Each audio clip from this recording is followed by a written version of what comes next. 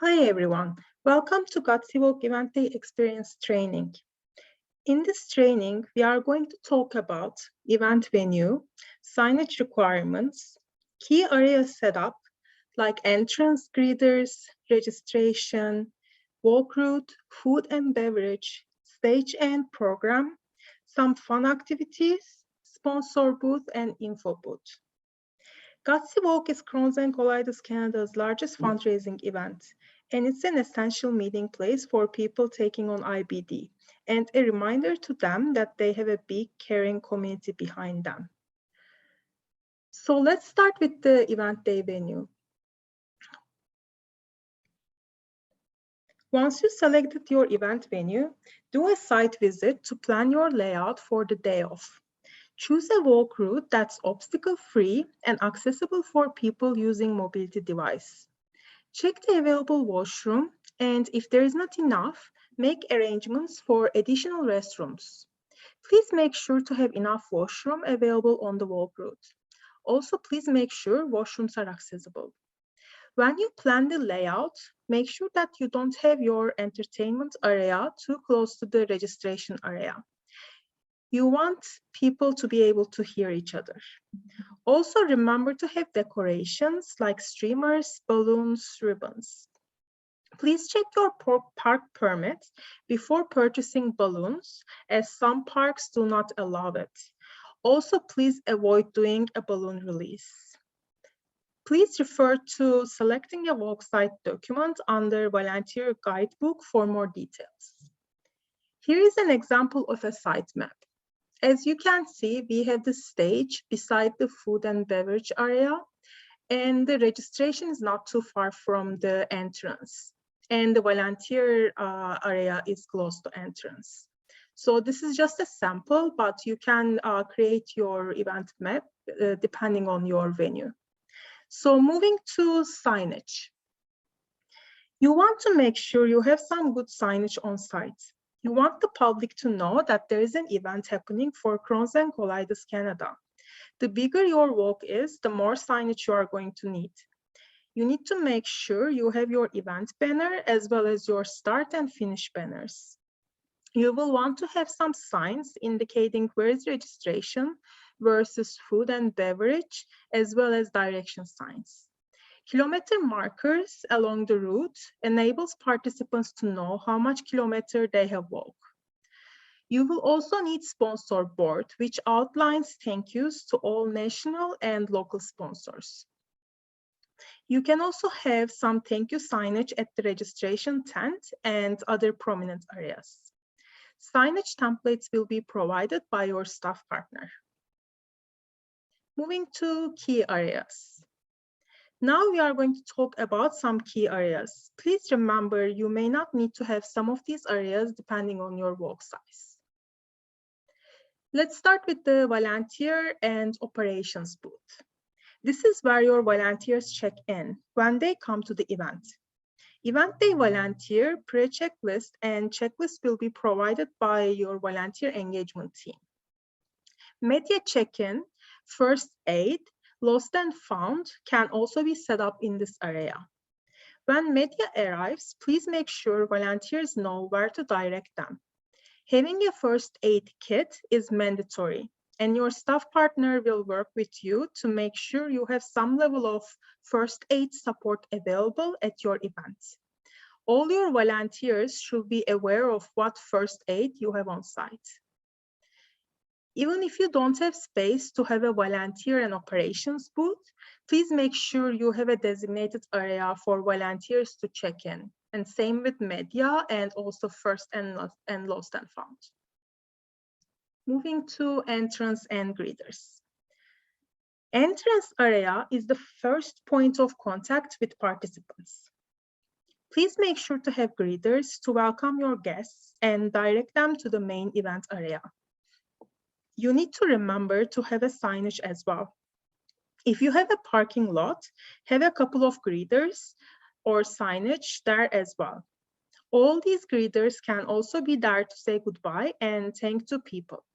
You want to make sure that your greeters are comfortable. They know the event day schedule and the layout. so they can answer questions like where is registration area, where is nearest restroom, etc. Your greeters should keep a list of key contacts to connect key, media people, sponsors, or guest speakers to the right person when they come in. Moving to registration. Have greeters at registration area to welcome people and help direct them to the right lines. Please have proper signage so it's easy to spot, in case people miss the greeters. Also, if it's far from the entrance, post some signs directing people to it.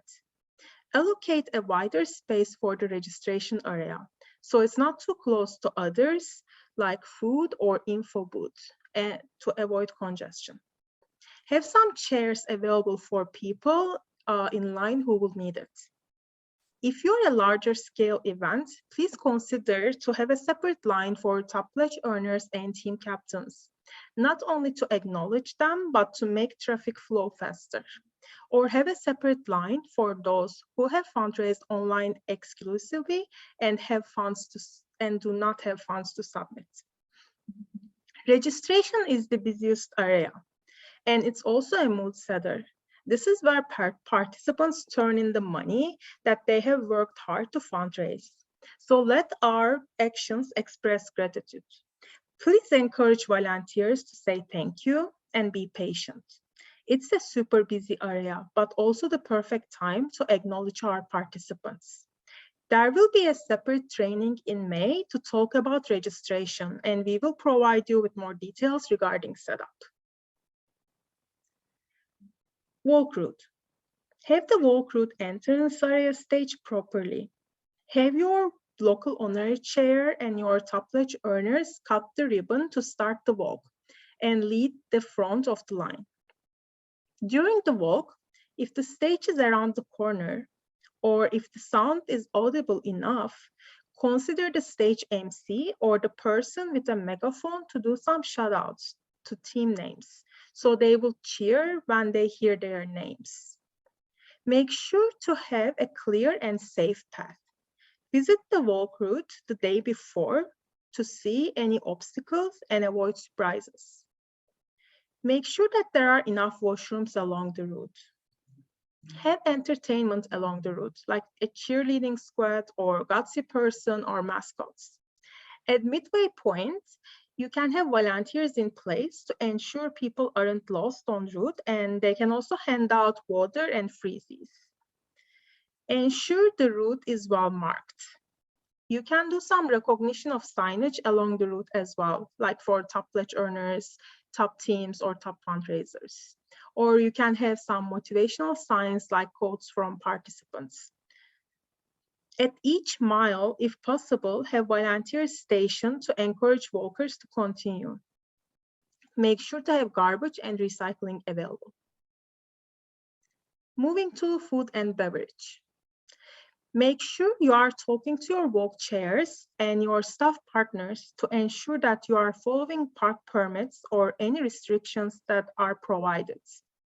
Pre-walk, you can provide breakfast bars, coffee, tea, or juice.